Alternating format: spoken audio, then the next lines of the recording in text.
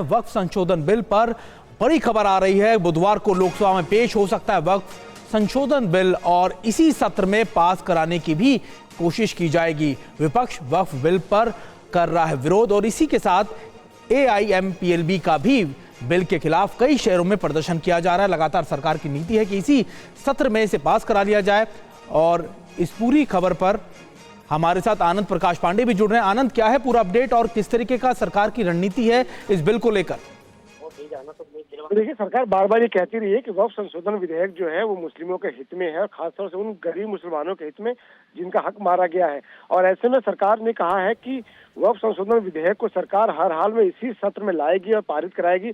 लेकिन सवाल इसलिए उठ रहे थे कि क्योंकि जो मौजूदा सत्र है उसमें सिर्फ 4 कामकाजी दिन बचे हुए हैं और ऐसे में सरकार की मंशा पर सवाल उठ रहे थे। लेकिन सरकार की तरफ से कहा गया है, जो जानकारी हमें मिल रही है, कि बुधवार को इस बिल को लोकसभा में पेश किया जा सकता है, जिसपे इस चर्चा कराने की कोशिश की जाएगी। हालांकि सरकार अपनी तरफ से चाहती है कि इस बिल को इसी सत्र में पास करा के इसे कानून की शक्ल दी जाए। और जिस तरह से लगातार JDU और TDP का भी सरकार को साथ है, तो इससे कोई बड़ी मुश्किल सरकार को नजर नहीं आ रही है। लेकिन साथ ही साथ हमें एक जानकारी और मिली है कि इस संबंध में आज शाम को भी एक बैठक होने वाली, जिसमें संसदीय कार्य मंत्री मौजूद रहेंगे, गृह मंत्री मौजूद रहेंगे और उस पर यह तय किया जाएगा कि इस बिल को लेकर कैसे आगे बढ़ना और कैसे इस बिल को पास कराना है। बहुत बहुत शुक्रिया आपका आनंद। आनंद बता रहे थे कि आज इसको लेकर एक बड़ी बैठक होनी है जिसमें रणनीति तय की जाएगी और इसको पास कराने को लेकर भी चर्चा की जाएगी। और वहीं आज ईद के दिन भी कई शहरों में वक्फ बिल का विरोध हो रहा है। AIMPLB की अपील पर मुस्लिम समुदाय के लोग काली पट्टी बांधकर विरोध कर रहे हैं। TV9 रिपोर्टर आनंद प्रकाश पांडे ने इन तमाम मुद्दों को लेकर बात भी की है। वक्फ बिल को लेकर उनकी राय जानी है। वक्फ बिल पर बनी JPC के चेयरमैन जगदम्बिका पाल से बात की है हमारे संवाददाता ने। इस बात को आप पहले सुनिए।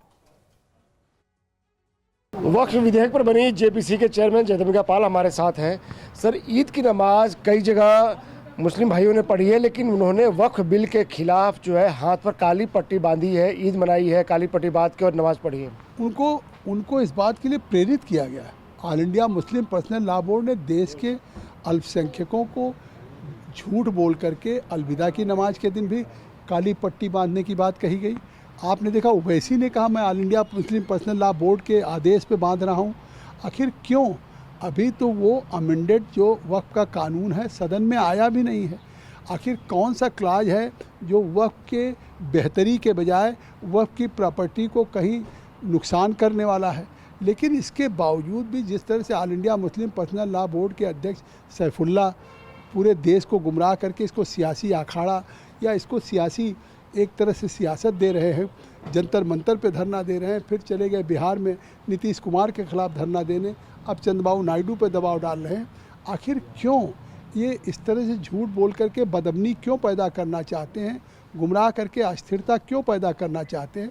सरकार ने स्पष्ट कर दिया था कि हम इस वक्फ बिल को इसलिए ला रहे हैं, अमेंड कर रहे हैं कि वक्फ का फ़ायदा जो भी गरीब मुसलमान को, पसमानदा को, ख़वातीन को, अनाथ बच्चों को, महिलाओं को नहीं मिल रहा है, उसका फ़ायदा उन्हें मिले, न कि मुतवल्ली को, केयरटेकर को या वक्फ बोर्ड के लोगों को, अहलकारों को, अधिकारियों को मिले।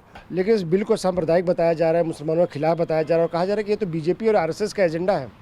नहीं, अगर बिल सांप्रदायिक है तो हमसे बहस कर ले। वो तो 6 महीने हमारे साथ थे, अंदर की बातें तो वो सब उन्होंने सुनी है। एक एक विटनेसेज पे, एक एक प्रोसीडिंग्स में, वोटिंग तक पे उन्होंने हिस्सा लिया है।